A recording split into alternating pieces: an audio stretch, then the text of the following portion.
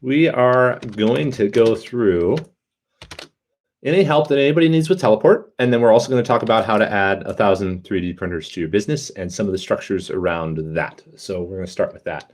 But let's get a few of the other things. Okay. There we are, just like that. And then we'll make sure everybody else is happy over on the other platforms as they do, as people are coming in. I don't care that this has been updated this way. It doesn't matter. It doesn't matter. It doesn't matter. All right. Yeah. Hey, what's up, y'all? How's it going? Holy cow. Everybody just popped in.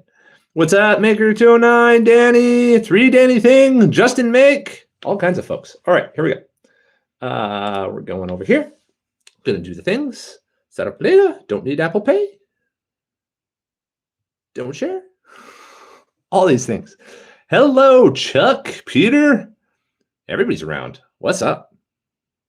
Yeah, sorry, I missed the last couple days, guys. We've been busy working on a whole bunch of things. I know liquid glass is amazing. Get out of it. Leave me alone. Yeah, here we go. All right. Anybody who has any questions, if you need any help with teleport, have any questions about teleport or anything along those lines, please go ahead and get them into the chat right now. Once we get a few of them, I will run through them. And then we will run through a couple of the updates and any questions that anybody has from podcast. So if you got any of that stuff, go ahead and do it. We are over here, and we are over here, and we're just about to be down here in just one second here. All righty. Ooh, that's interesting. Ooh, look, I should watch this video.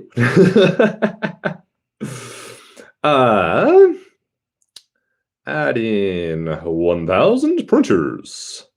1,000. Where's everybody coming from? What state? Where y'all at? What's up, Rick? 1,000 3D printers to your business. We have been working with a bunch of companies over the last week. That's part of the reason I wasn't able to do streams as much this last week, because we're working with a number of companies to get them basically connected up to teleport themselves. And let's go ahead and actually not do that the wrong way. What's up? The Thicadillo Live IRA? How's it going, man? Maker209, Michigan. We got Michigan in a house. Who else is around? Where else is around? What's up, Dr. Sleep? Jekor, Javi. Okay, so the thing we want to run through today is we just did a video about injection molding versus 3D printing. The design for video, which was, it's not down here anymore. We just cleaned out the studio, so all my prints are gone now. But we talked about how to design for 3D printing, and a very common misconception that always comes up in the comments whenever we do one of these videos is that 3D printing can't hit that scale, which has always been incorrect, because 3D printing, let me roll it back. In 2020, Slant 3D made it more affordable to use printing than injection molding if you were making up to 100,000 parts. Let me say that again. If you're making over 100,000 parts, go for molding. If you're making fewer than 100,000 parts, you should be using 3D printing. In order to put a bit of a pin into this, Toyota, one of the biggest manufacturers in the world who makes millions of cars per year, they consider 25,000 to be mass production. But you can mass produce with 3D printing up to 100,000 parts and it be more affordable than anything else, than molding, machining, whatever it happens to be. This has been true since 2020. We are now in 2025. 3D printing is even better, faster. Our main print farm here in the US, the Mega Farm, spec'd out for 3,000 machines. We're producing thousands of parts per day for people. For any given part, like that part that I showed in that video the other day, where we were redesigning that push block for T-mats, that part we could produce up to about 10,000 of those a day if we wanted to work at it kind of hard. So that's 36 million of those per year. Am I mathing that right? 10,000 a day times 365. Yeah, 36 million pieces per year could be made that way, which is pretty good for 3D printing. A lot of people don't think 3D printing can make millions of parts, but it does. So it's just a misconception that people ever think that 3D printing can't hit that sort of scale, because it totally can. And then you have all the other ancillary benefits around using printed parts, which is literally just the fact that like you can make as many variations as you want. You can scale up production. You don't have any upfront costs in order to get these out. All of it's deeply, deeply useful. Since when we hit that parity with injection molding back in 2020, where it was cheaper up to 100,000 parts to use printing, then we thought, okay, we can make 100,000 parts, but you still have to make 100,000 parts because there's all that economy of scale. For the past 5 years, we have worked at building out Teleport, which is print on demand, but still having that scale, so that a kid in a dorm room could design some widget, whatever it happens to be.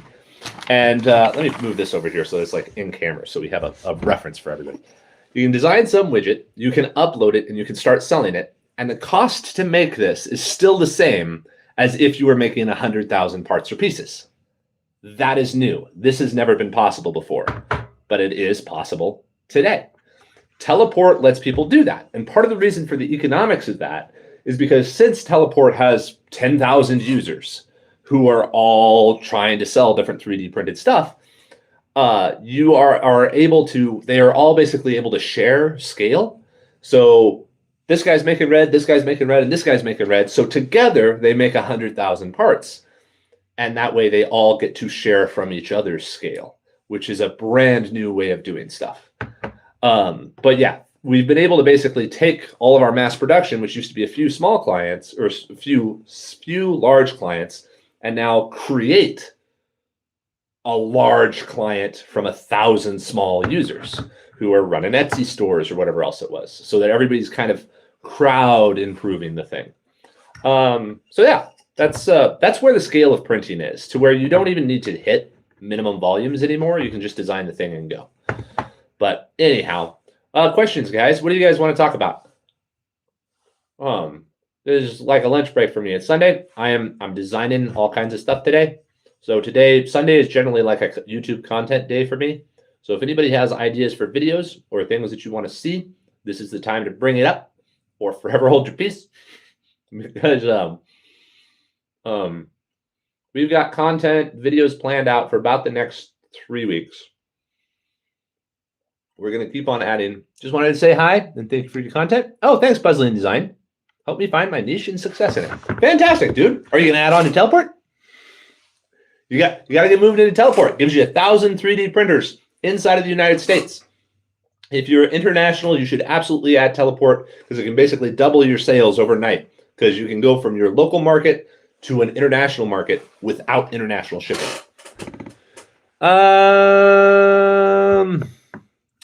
I tried printing a side-by-side model and it fails due to complexity. Any advice?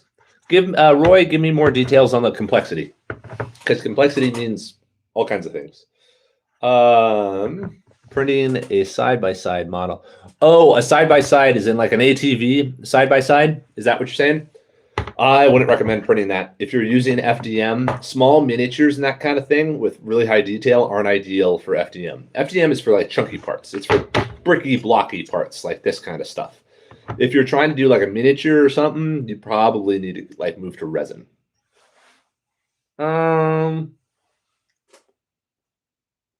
Argentina is in the house. Hey, what's up, Janswell? Argentina, you should get signed up for Teleport.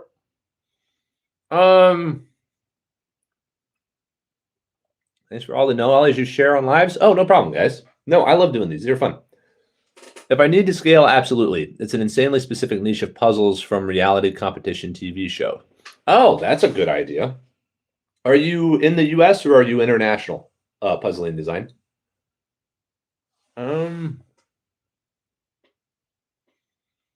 Have you ever tried printing on cloth? I have. Printing on cloth started being a thing about like 2017 or so. People were using it for cosplay scales. Puzzling Design down in California. Nice. You're right next to all the TV shows being made too. But yeah, printing on cloth started way back when.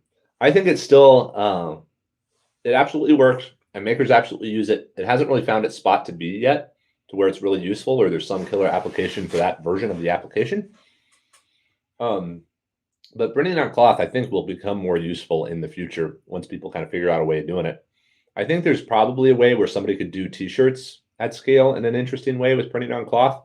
That would be like a whole separate print service, though. You basically need to like build a machine for it, because existing 3D printers can do it, but it's all a little bit iffy. What's up, Harry? All right, what else, folks? I think it's a great platform for me to enter the U.S. market. Awesome, Janswell. Fantastic. Is the royalty on catalogs a base rate or a percentage of the overall cost to print? So, stranger, for anybody who's not aware, in Teleport, people get access to 3D models that you can start selling. Right now, there's about 100 models inside of there that if you sign up for Teleport, you get access to those models. You get access to those models. We have been designing a whole bunch of them for a long time, and we'll continue to. Our goal is to get to about 1,000 3D models inside of Teleport in about the next 3 to 6 months. I think we're going to hit it probably ahead of that. But, so 1,000 3D models. We just released the ability for other designers to submit models, but those designers need to make money from it. So we have set up a royalty system. A designer will earn 50 cents for every print of their model, flat rate. Whether the person sells the model for $1 or for $50, the designer gets 50 cents. This makes it really clear and transparent for everybody, and it ensures that all the sellers kind of have an equal reference. At some point in the future, maybe we do percentage, but right now you earn 50 cents for every single model that someone prints. So it's a great way for designers to get distribution of their models and be connected with sellers, because a lot of designers don't know how to sell the prints of their parts, but sellers do, and the sellers don't know how to design. So this brings the two together in a really wonderful way where everybody can kind of benefit. So yeah, designers will get all kinds of benefits from that. Did the UPS layoffs affect Slant 3D? It has not. We don't use UPS a whole bunch for a lot of the stuff. UPS is generally most valuable for items over a pound, like 1 to 10 pounds is where UPS would fall in. We don't do a lot of volume there because most of the things that we ship are under a pound because they're a 3D printing part like this or something. So yeah, it gets pretty, that didn't directly affect us very directly. What's the largest flat area you can print? I don't need higher, just large flat style of print. Looking to use Teleport to sell my models. So Andrew Paul Howell, the standard build volume inside of Teleport is 220 by 220 by 220. If you go up to the enterprise tier, then it goes up to 256, and you can add in whatever size you want. You can also, if you're on enterprise, you can get whatever material you want, and yeah, all kinds of custom settings there. So basically, if you just sign up for Teleport just to use it, there's some presets there. But if you're a power user who needs special stuff, you can absolutely get that. If I have a design which needs a magnet, if I ship it via Teleport or portals, will you guys help with placing the magnets in place, or do I have to ask the user to do it all? So Kushitz's Parol. Inside of Teleport, we include magnets. So you can have magnets included with whatever the brick is. So you need a magnet stuck into the bottom of this thing.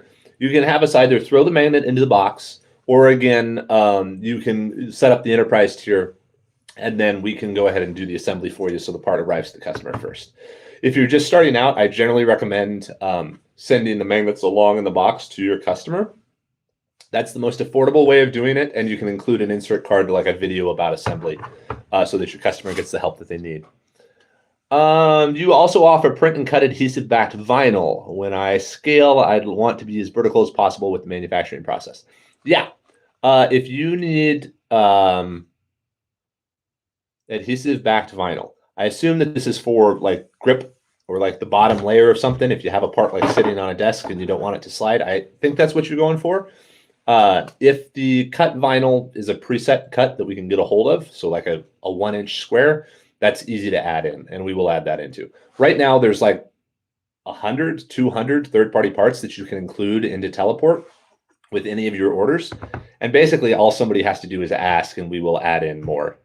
There may someday be graphics for side puzzles. You'd probably have to ship them to us. That sounds like uber custom to where I don't even know where we would source that. So you would probably have to source it and send it to us. We can either do custom packing in the enterprise tier, or you can just send them to us, and then we'll add them to catalog, and then everybody else can get a hold of them too. So kind of your thing. Based on the limitations of your printing, I would need to have multiple prints compiled into one shipment in order for the client, then assemble it. Is that possible? Oh, totally. Yeah. So yeah, the question is it possible to have multiple parts inside of a Teleport order? And that's absolutely doable. Inside of Teleport, if you have an item that you have like 5 files that all want to be included in one, and then either people put them together or it's just a set, that's easy to do. What you do is when the SKU comes into Teleport, you just match up all 5 files to it, and you say, I need 2 of those, 1 of these, 4 of those, and I need that one in blue, and that one in purple, and that one in black. And then you can create this set or this assembly or this group of parts that all ship as part of one order. So that's super easy to do inside of Teleport. Yeah, it's a really easy way to kind of get it done. So yeah, if you need multiple parts, just go ahead and match them all up in Teleport, and that's fine. Hey, what's up, Womp? Womp 3D in the house. You guys are awesome, by the way. Really like your guys' stuff. The software is nifty.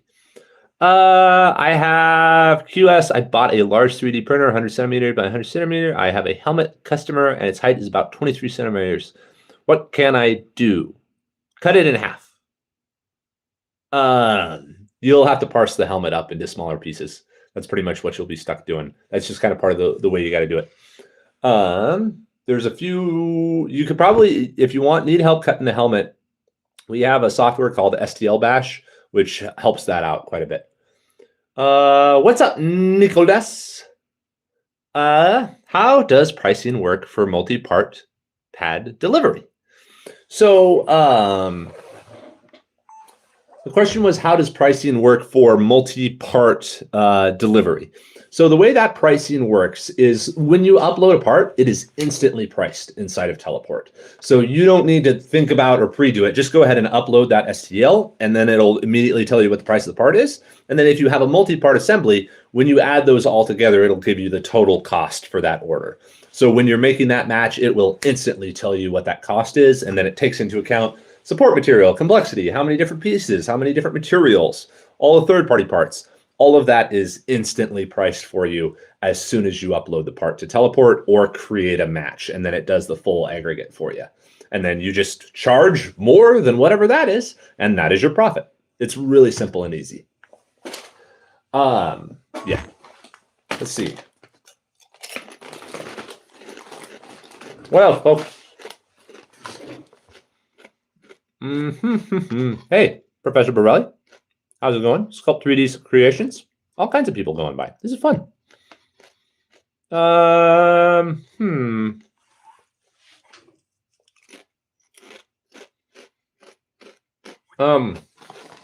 Yeah, pricing inside of Teleport is super quick. Because literally all you have to do is upload the model, and then it's instantly quoted because it runs through our API. So there's no delay on that or manual quoting.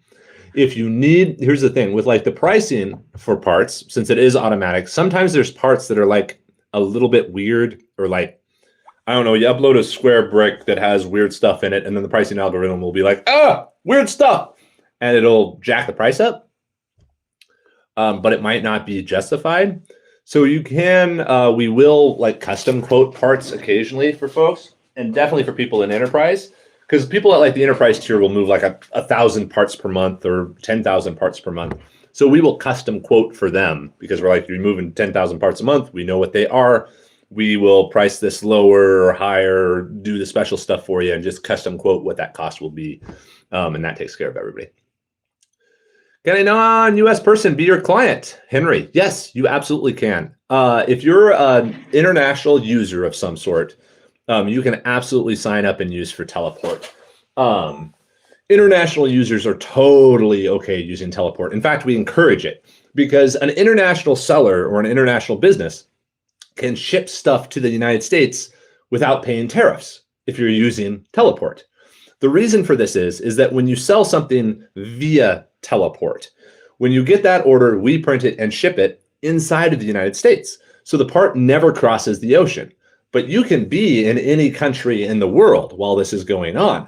So it allows you to basically deliver parts inside of the United States without having to ship stuff internationally. So Teleport is a huge unlock for international customers. Not only are they allowed to do it, I highly encourage doing it because it can almost double your sales because now you can deliver to US customers really, really quickly. You have DLP or SLA systems. Not right at the moment. The main thing we focus on is FDM. So FDM is the most scalable and the most affordable. So we produce thousands of FDM parts at any given time. What should I do after the 12th if I have an interest in 3D printing? What you suggest? After 12th, if I demo height 007. If you have an interest in printing, you just got to get started. So you have more interviews coming up. It's useful to understand how the industry works and where it's heading. Working on more of them. At the beginning of the year, my schedule and everybody else's schedule is all kind of up in the air as we all find out what the year is going to be. But we're planning to do more interviews. They're also, though, just very difficult to do because getting everybody aligned in the same moment can be tough. But we want to do more. But I also want to talk to people who are outside of 3D printing more. Last year, we had an engineer on who was working at Yamaha. And that was a lot of fun because it wasn't about 3D printing. I can never get my prints off my build plate. How do I help that? Make sure that you have the right material and the right build plate. Yeah.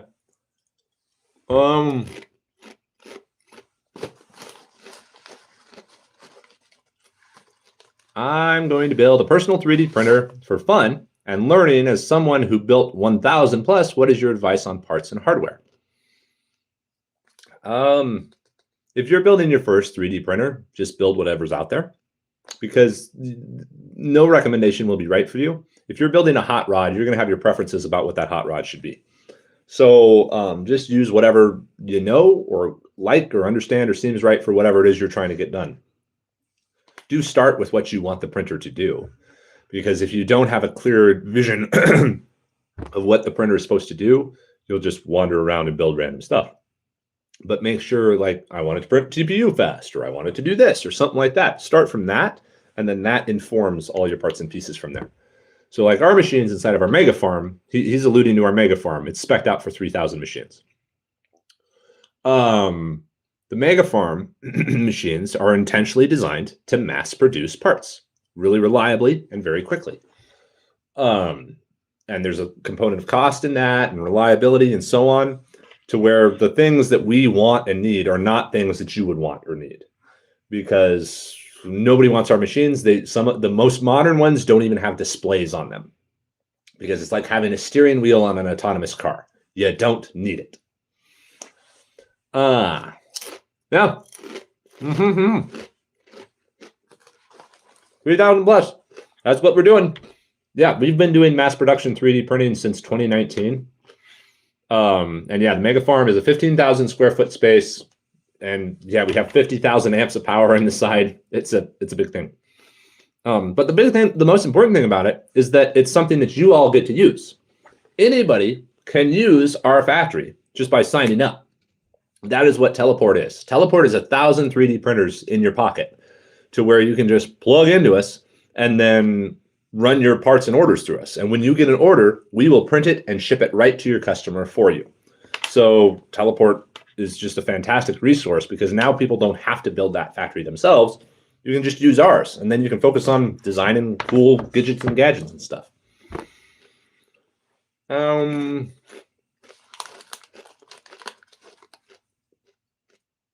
Love that. 3K in your pocket. Yep. Well, 1,000 in your pocket. We're stealing a little bit from Apple.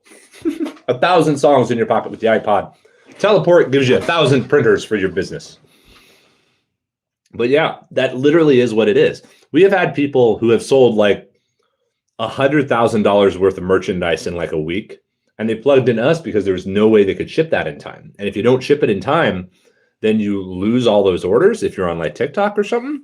So it was just very exciting for us to see that growth as users were able to scale up and again, not have to build that factory themselves. What if I have a product that is sensitive and might require an NDA? So the question is, what if I have a product that is sensitive and might require an NDA? So it's really tough to stay in business if we were in the habit of stealing our customers' products. When you sign up for Teleport, when you agree to the terms and conditions, that says, hey, we don't have a right to your file. You own your file entirely and forever, and you can remove it anytime you want to. And we cannot share, copy, or replicate it. All of that kind of stuff is inside of the terms of service when you sign up. So when you sign up into Teleport, you automatically opt into that NDA that says that your ideas are protected, it's not going to leave our server, and if you want to remove it, you can wander off and remove it, and it's not ours, and we make no claim to it. Because it's so important, especially for us as a print service. The designers are the ones creating the awesome products. If they are not protected and their IP is not created, they will not create new things and most certainly will not use us. So everything that we do is about how to protect designers. Even recently, when we released Catalog, this was a way for designers to not have to share their files in order for sellers to distribute prints of their files. And this was a great boon for designers because they no longer have to share an STL around, which would immediately lose them their rights. But inside of Teleport and with Catalog, the designer can be totally protected and never lose control of their intellectual property. So yeah, we take it super serious. To such a degree, we don't even really allow tours of our factory because our factory is constantly making a part. There might be a kid who's designing some invention, or there might be a Boeing part coming out of a machine. And there's no way to like keep those contained. So we just do not allow people to access the factory unless you are an employee who's signed an NDA and been trained and pegged your phone at the door so that the designs that are created are stupidly protected because they are the most important part of the entire process. If the design doesn't exist, the product doesn't exist.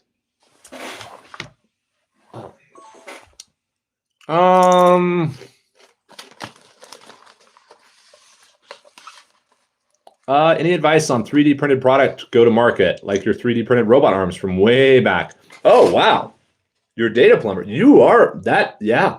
Here's the thing. Most people right now don't know me as the little bots guy. But at the previous company, the thing that started Slant 3D, actually, this is interesting.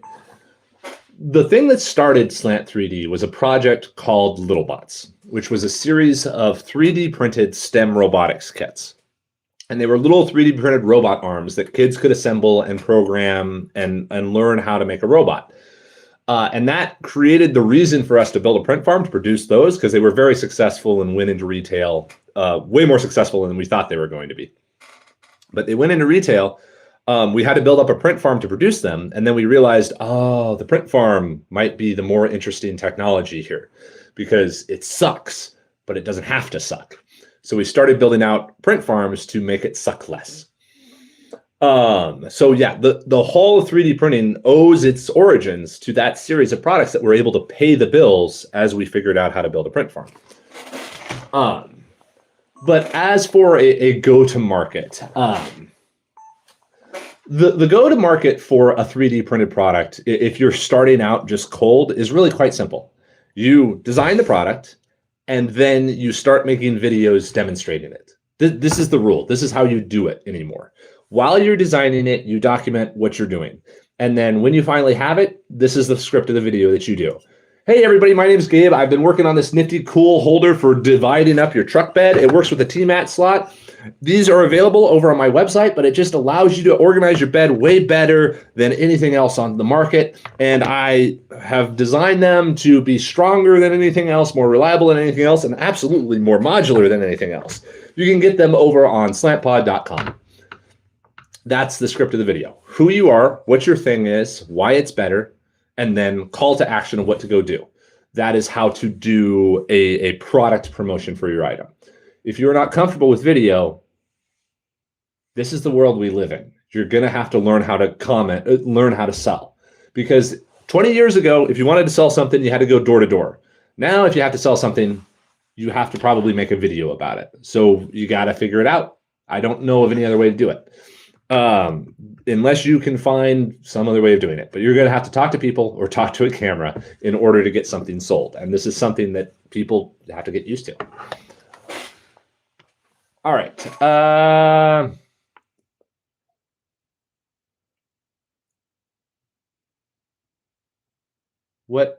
That is a better answer than I could have expected. What was the question, Ask Jordan? Oh, what was the products are sensitive about an NDA? Oh, awesome. Good. I'm glad. Yeah, the protection of the designer is huge for us. Like, here's the thing. I don't know, I've said it all already, but like the designers are the app developers. If you uploaded to the iTunes store, uploaded an app to the iTunes store, or uploaded a song to Spotify, and then Spotify said, that's my song, we're gonna go distribute it, and the artist, you can go to hell. They wouldn't stay in business because the artists need to be able to create songs. On Teleport, we need designers to create models. Inside of 3D printing, we need designers to create models. So it is ridiculous to not take care of the designers because they're creating awesome things. Wouldn't the design be stolen though? I'm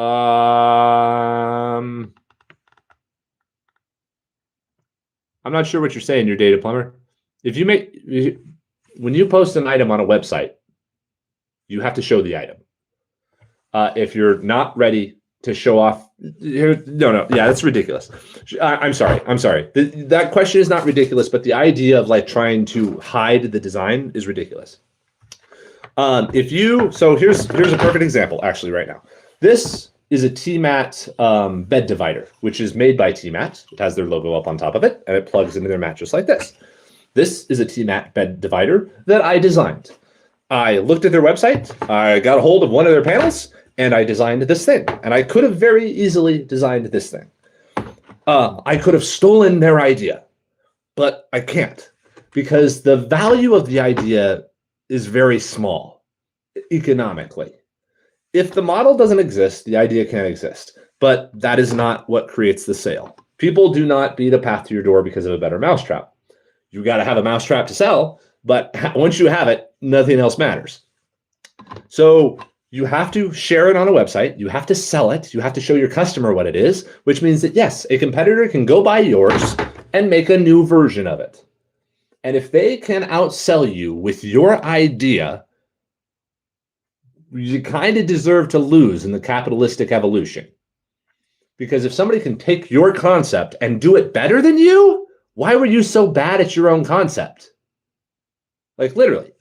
The reason TMAT isn't worried about me designing other things is because they have all their customers already who know them, who bought their mat. They have their emails. They have ads built up over years. If I popped up and started selling TMAT accessories, they wouldn't sell because nobody knows who the heck I am. So I would have to spend the next 5 years trying to get these things sold in order to gain just a little bit of ground to match what TMAT is already doing.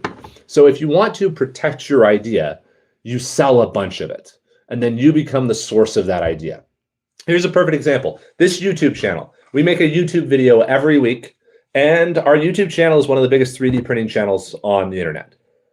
People will then take our videos, take the concepts from our videos, and make them on Instagram or TikTok or wherever. They stole our idea. Yeah, but we got the first video out, and if anybody is really looking for design stuff, they come talk to me because I'm the original source. And there's no reason to follow the other guys because they always have their video posted after us. Since I am an expert around mass production 3D printing, I never have to worry about those copycats coming up with an idea that we don't have. They will only ever replicate the idea that we already had.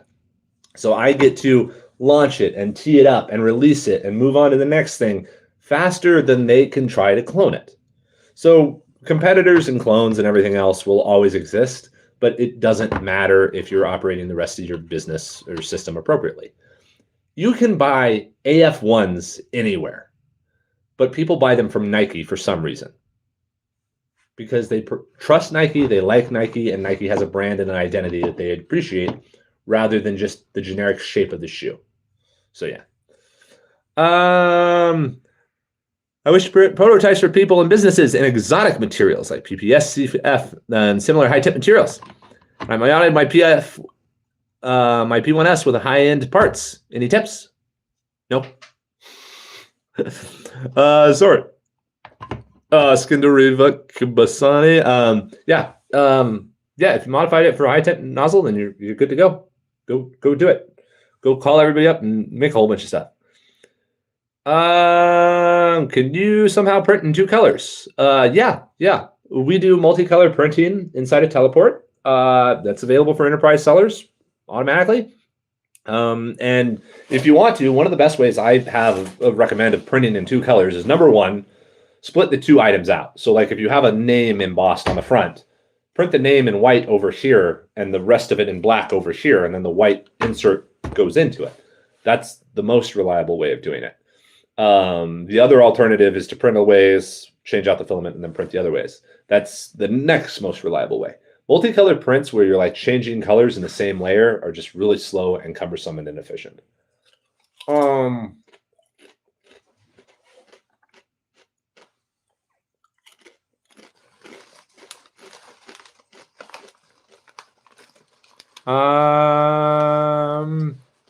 Can the slant box printers be enabled to be bigger than 220 by 220? No. They're designed to be 220 by 220.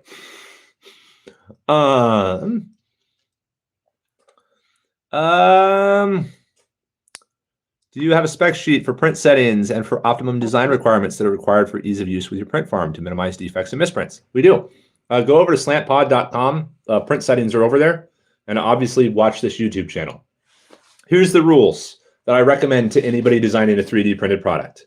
Avoid white because it stains the first layer. Chamfer the first layer so that elephant footing is never a concern. Design the parts to be blocky and chunky. Don't go for tiny features. Don't make features smaller than the diameter of the nozzle. This means like the tip of a sword on a miniature. Don't do that.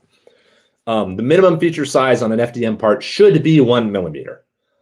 And if you're going smaller than 1 millimeter, you have to be super intentional. And then if you have tolerances or clearances, make them as big as you possibly can.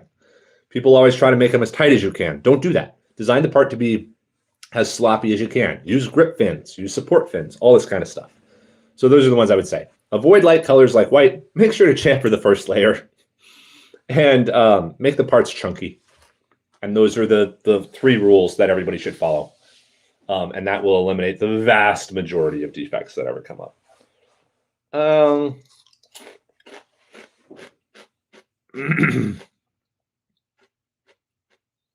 I guess the thing I wanted to ask was about how you go about expanding and start bringing in individuals or businesses. I'm not sure. We do both. So at Slant 3D, we obviously have Teleport and Portals. Portals is for someone who's totally starting out, who doesn't even have an Etsy store. They can start selling in 30 seconds. Teleport is for an established like small business or operating company that wants to expand and wants to plug 1,000 machines into their business that's currently working well. And then if you're really pro business, you can call us up over at Slant 3D in our production flow, and we can quote out 100,000 or 1 million parts for you. And those are the 3 stages. Each one of those groups is a different category. So like Portals has a lot of college kids in it who are just uploading models and trying to create cool stuff. And then you have like Etsy and Shopify sellers who are print on demand, 3D printing businesses looking to expand, kind of small businesses very often. So we'll reach out to them via email, or if we spot them or say, hey, you should add this on because it'll double your sales because you're international and you can get into the United States. And then at the upper end, we'll talk to Amazon for 2 years, hoping to get that 1 million part deal. So each one of them is different, and you have to understand who your customer is and how to talk to them.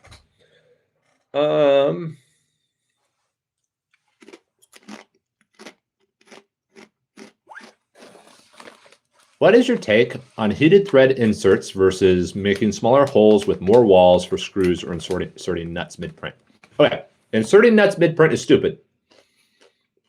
Heat inserts are fine, but an extra process that you don't need. If you can use printed threads, you should. And printed threads are fine for the vast majority of applications. The vast majority of applications. Heat inserts, I'm not sure that heat inserts are better. I know they have a little bit more pull force resistance than just a threaded hole, but I don't know. Nuts mid print is stupid. I hate that so much because it's a wildly inefficient process. It's another step, and it's another step that slows down a previous step. It's a bottleneck, so it should never be used in mass production. We have a video coming out, probably in about a couple weeks or so, where we go through how to do nut insertion in a way that's not stupid, because the way everybody teaches it right now is stupid. I'm sorry, it just is. It just is. So anyhow, we're going through finding a couple of ways of doing it that are different from what most people recognize or realize. So yeah. But there, and yeah, I'm sorry guys, but like the print pause feature is just so bad because it's just so bad. At least it's such a high failure rate, so many shenanigans, slows you down so quickly, and adds very few benefits. It doesn't make it stronger because you're dealing with the layer depths around there and that kind of stuff. I think it's really, really specific use cases where it creates an advantage. Heat inserts are fine, but they're another step. If you can deal with a threaded hole or a hole with like consumable bumps on the outside so that the threads actually have something to dig into, that's a really good way of doing the threaded holes. Tom Solander did a video about this like a year ago. I highly recommend watching that.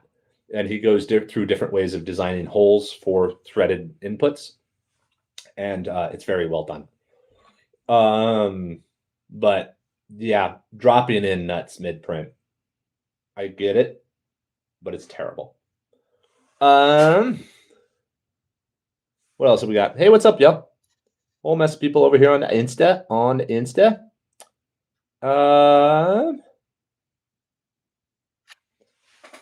Portals is great. No need to pay Etsy fees. Better for Slant and designers and ultimately customers too. Yeah. Oh yeah. Portals is really sick because yes, Portals has no platform fees or any fees at all. You pay us when we print a part. You can list to Portals for free. So yeah, you can get started and have an active listing in about 30 seconds. Literally. Like I can create a portal. Well, my phone's over here, but I can create a Portals here while I'm streaming. Yeah, you upload a file. It tells you what it costs to print that file, and then you say more. So you upload a file for this. It says, oh, that'll take $3 to make that. And then you're like, great, I'm going to sell it for $9. And then it's listed for $9. And if somebody buys it for $9, you get $6. You pay us $3, and we print and ship it for you. And that's all that happens. And you get a website and a storefront for free. Yeah.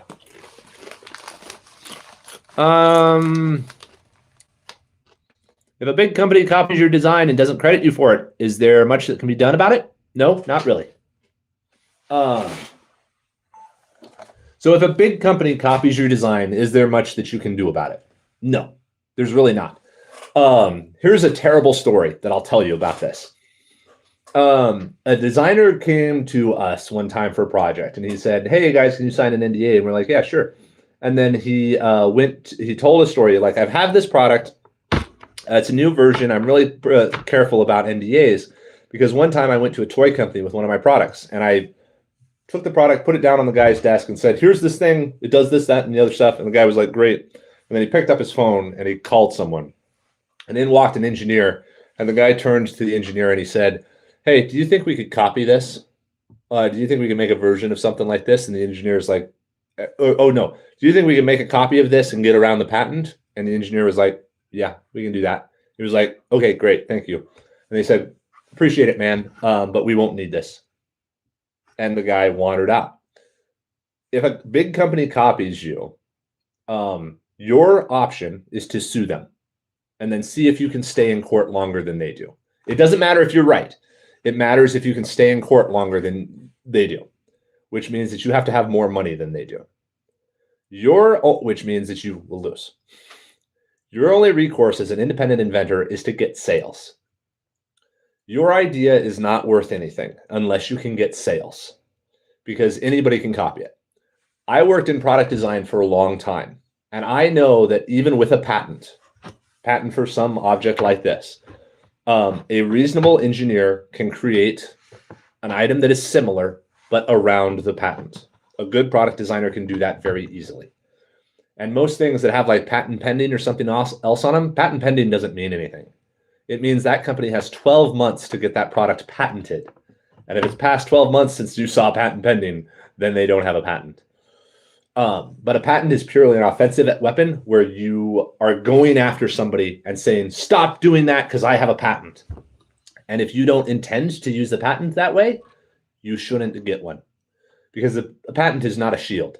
Because you have a patent, there's not some sheriff out there saying, hey, somebody copied that patent back there. You can't do that. No, you have to go do that.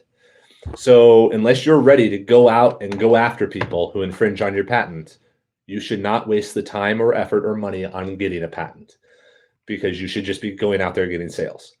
If that guy from that story at the beginning, if he had come in with that toy and said, hey, I've sold 10,000 of these things. Do you guys want to buy the patent? The guy at that desk would not have called his engineer and said, hey, can we copy this? He would have been like, you sold 10,000 of these things and you got the patent? Okay, cool. We'll pay you about $1 million for that item.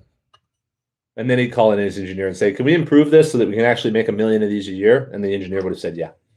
But when you go in with the idea is cheap and easy to replicate. So yeah, if a big company comes for you, there's not much you can do. You have to be more nimble and take more action than the big company does and prove that your product is good. Because if you just show up with the idea, they're like, great, I get an idea 12 times a week. Does the 1 millimeter feature guideline apply to textures, or is there a different recommendation? Something like wood grain? Oh no, for textures, my recommendation, textures have nothing to do with it because they don't use the nozzle width. They're a wrinkle in the motion path. So for textures, my general recommendation is go no smaller than 0.2 millimeters thick, because that's the minimum in order to be able to see it. We don't have textured parts on my desk. Oh, here's a textured part. So like this right here is a 0.2 millimeter thick texture. Can anybody see that? People over here could probably see it better. I'll let you guys see it better. That's a 0.2 millimeter thick fuzzy skin texture. Does not take much to be seen. Our recommendation, if you're ever doing fuzzy skin or a fuzzy featured part, is 0.2 millimeters thick. And man, that's really blown out on there. 0.2 millimeters thick and every 0.2 millimeters. 0.2 by 0.2.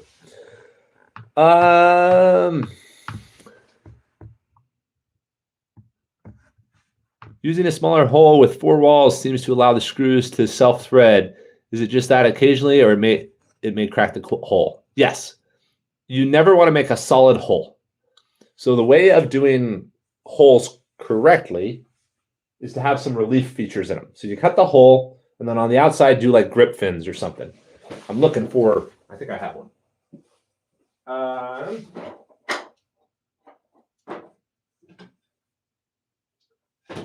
Spot. Okay, never mind.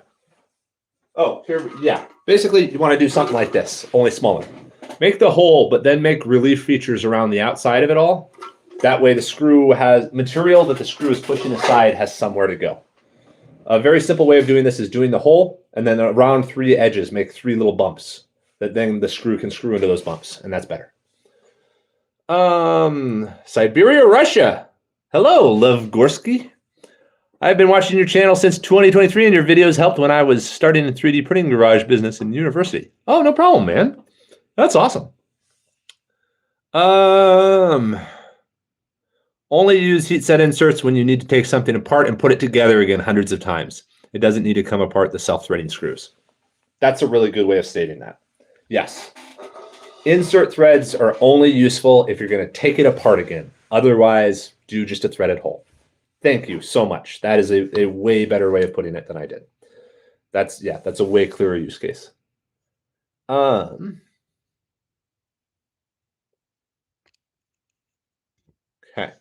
What else? In my use case, I am making custom speaker mounting rings for motorcycles. They provide more of a wood screw type than a machine screw, so I have been using threaded holes. Oh, yeah. If you're using a wood screw, it's really easy to do threaded holes. Yeah, just do that. You can even put the thread in there for the wood screw, and then the 3D printed part is basically held together by the screw itself. It's a really good way of doing it. Yeah. Coarse threaded screws should be used more often. What else, folks?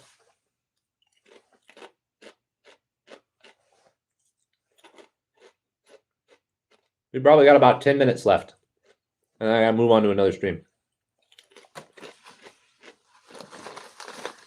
Gotta make videos. Gotta make more of these things. By the way, these are delicious. Not a sponsor.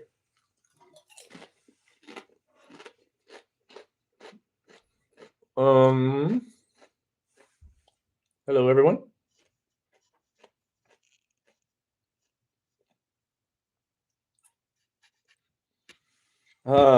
Yeah, if anybody's starting out with teleport, the big thing there's two ways of using teleport. If you're an existing 3D printing business, you can expand your business. Like teleport is a big unlock for existing businesses. Like, if you are already operating an existing 3D printing business, teleport can be a great unlock for passively increasing the size of your business in two ways. The first way is that since there's a bunch of files that you get a commercial license for inside of teleport, all of those products you can just add to your store. If you're running a cookie cutter store, there's 100 products over there that are cookie cutters. Or if you're doing something else, there's tools, functional parts, household parts. You can just add those to your store as part of teleport. And then when you get an order, they are printed and shipped for you. So you get that revenue without giving yourself any extra work. The other way of immediately expanding your business is if you are an international seller. If you're in Europe, you can turn on US listings, US customer listings. And then when you get an order from a US customer, teleport prints and ships it. So you no longer have international shipping costs or international shipping delays. And again, all of that work is totally passive. So literally, if you run an existing 3D printing business, you should just add teleport because of all the value adds that increase your business without increasing any work. That is the two very simple reasons to expand. Now, if you want to engage with it, there's a bunch of other stuff, but watch other videos for that. If you're just trying out teleport and see how it can help your business, add in a bunch of new products, give yourself international distribution with a flip of a switch. I've been looking to make more moving mechanical parts in my 3D prints. What type of mechanical moves are great with 3D printing? All of them.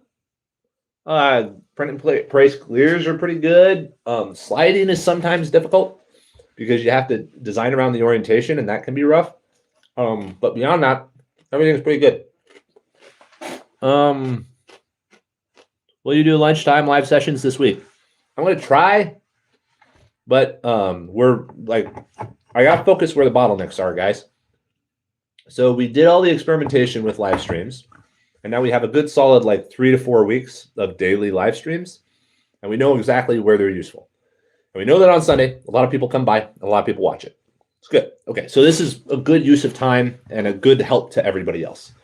I'm going to try to continue to do them during lunch, but it requires that I do them for a minimum of 1 hour, which is a lot of time.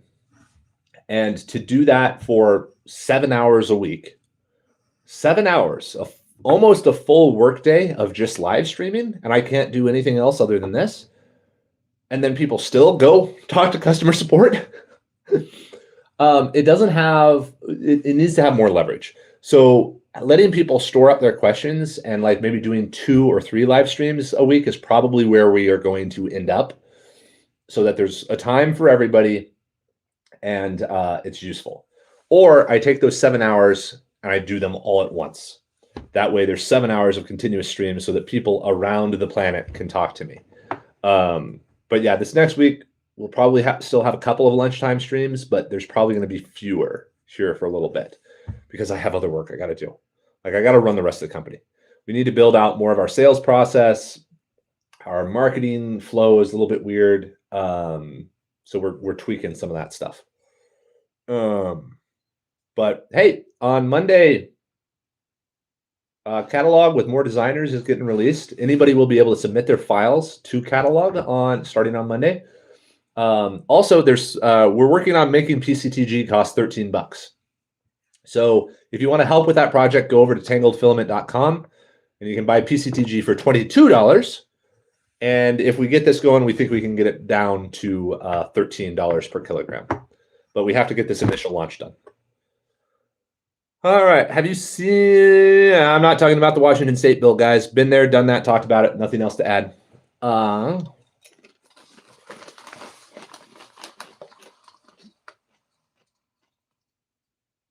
What functional use filament do you prefer printing with? It depends. We just released our PCTG Tough filament. And Tough seems to have good properties because it's about as strong as ABS, prints like PETG without the stringing, doesn't absorb as much water, and is really chemically resistant. Has pretty good UV resistance too. So our Tough filament is probably going to be good for really functionalist parts.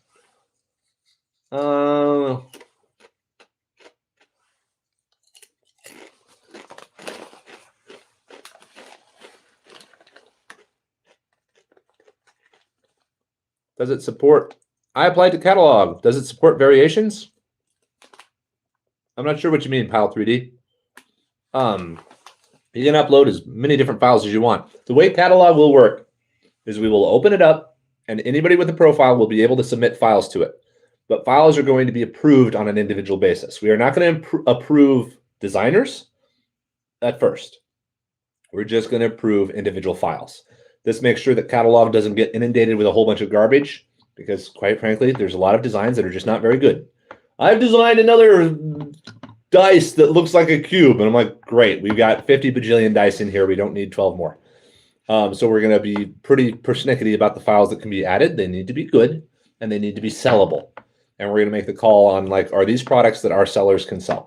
If they're not, then they can't be in catalog because they're taking up real estate. Or just create too much choice for people. So your products need to be products if they're to be included in catalog. So everybody will be able to submit all the files that they want, and we will say yes or no to them so that they will be curated. And that way, really good designers get really good parts out there, and sellers get access to really good designs. Okay. Does the filament shrink to which we should scale up to a certain percentage to compensate?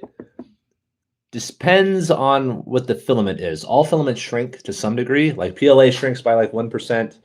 That will vary based on the colors or fillers inside of it. Most filaments have about a 1% shrink. But ultimately, whenever designing something or looking to have something manufactured, you need to order a print of it. If you think that you can upload a model and just immediately have it work automatically on the first try, that's not how manufacturing works. When you're starting up a business, you need to order a product from yourself at least once to ensure that it's in spec. But if you design it well and then order it once, you can get any wrinkles out of it and then order from there. I have products with many grid sizes. Oh, that's fine. Upload them all. Yeah, upload all the variations that you want there. Hey, George. B. Steiner. Ludwig. Coda. Okay. Printing to place hinges could be an FDM superpower over injection molding. Hinge pins need labor. Snap fit hinges. Yeah. Oh yeah. Print in place is still wildly underutilized, mainly because people don't know how to design for it. But yeah, hinges are a huge value. Problem with hinges is that orientation really affects them. And then if you're designing the lid with a box, now you have to think about bed adhesion and everything else in the context of multiple parts. So designing print and place hinged parts is really, really challenging. Yeah. What platforms does Teleport link to? So the question is, what platforms do Teleport link to? It links to all of them. You can connect to Etsy. You can connect to eBay. You can connect to Amazon. You can connect to TikTok Shop. You can connect to WooCommerce. So you can connect to whatever. Every single marketplace out there will Teleport will connect to. And then when you get an order, we will print it and ship it right to your customer for you. So it's like getting 1,000 machines in your pocket. You connect Teleport up to your 3D printing business, and then whenever you get an order, it is printed and shipped for you. And you can go on vacation or spend time with the kids or focus on designing just more items and products so that you can increase your sales. But you don't have to worry about changing out filament. You don't have to worry about what the latest machine is. All that disappears. You don't even have to worry about tariffs. Just upload the file, and when you get an order, it will be printed and shipped for you. And it connects to any one of the websites that you happen to be using.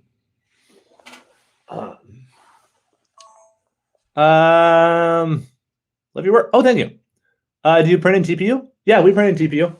TPU is a nifty material.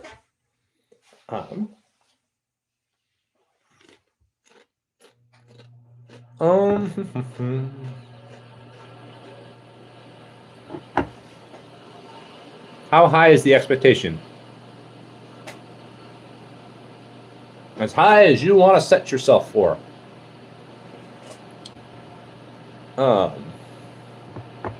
Of me?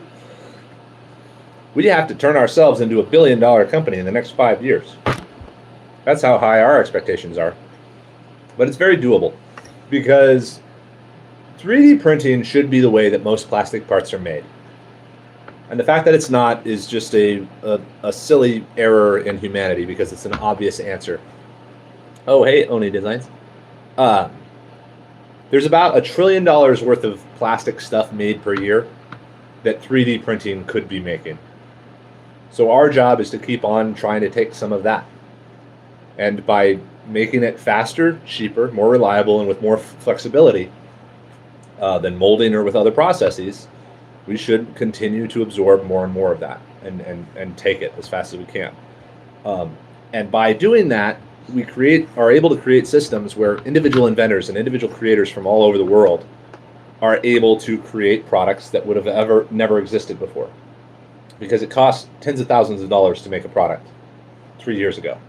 And now all you have to do is upload it to Teleport, and then you can ship 1,000 of them tomorrow. And you never have any cut. You don't have to pay anything to do that. That is new, and that technology has never existed before. But now it's possible for anyone in the world to create a product, which means that more products should be created. And we're really excited about what that enables, because many people have problems in their life or around their home where they just wish there was a product for this, and now they can do something about it. And if a guy designs some widget for his wife, he can then put that widget up for sale in 30 seconds. And then maybe 50 people in the world want it, maybe 1 billion people in the world want it. But he doesn't have to build a factory to deliver those parts to him. He just has to create the item. And then he can break free and create something amazing. Where will your first non-US factory be? Can't tell you. Spoilers.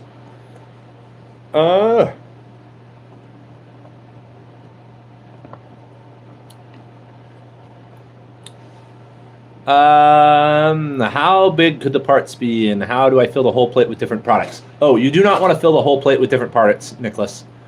You want never put more than like 4 or 5 parts on a single print bed.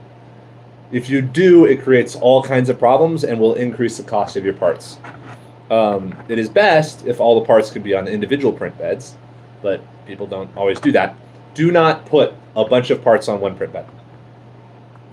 But the largest parts you can make, our build volume is 220 by 220 by 220, 220 cube. But you do not want to make something 220 millimeters long, because if you go right up to that build volume, you ruin the part again. So you get the maximum size part you can make is technically a 219 by 219 by 219 cube. That is technically the largest you should make.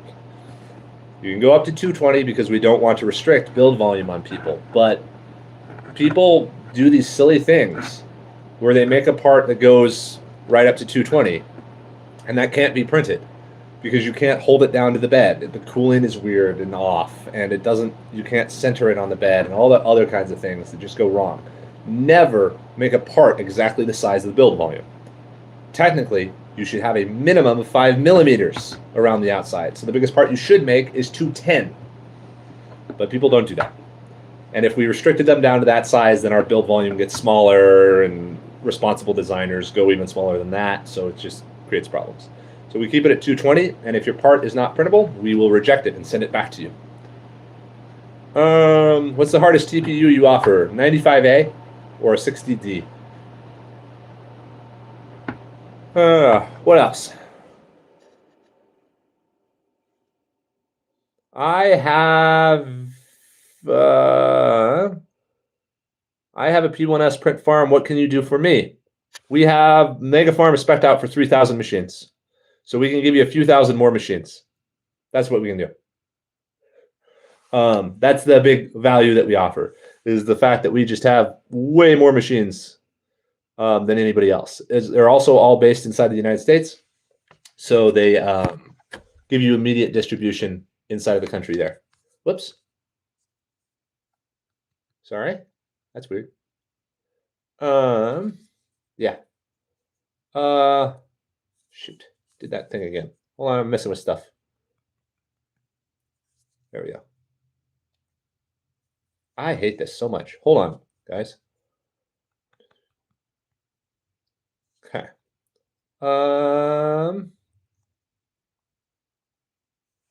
I need to. All right. Anything else, guys?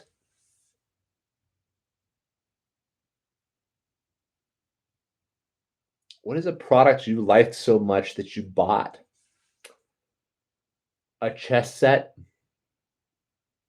A chess set. Really cool design. Really, really cool design. So there are STLs on portals that I can purchase to have more products for my business. There are extra products inside of Teleport that you can add and start selling as part of Teleport. Yes. You don't have to purchase them. If you are a Teleport premium user, you get access to all those files. So yeah, there's about 200 files in it right now. We add about 10 to 20 new files per week, and we just released it so other designers can also share files. So that's all there. Will I save on tariffs? If you're using Teleport, you save on tariffs because you don't ship them across the border. Teleport makes the products. We're US-based print farm. So if you sell an item and Teleport prints and ships it inside the US for you, you do not have tariffs. So Teleport eliminates tariffs for international sellers. Okay.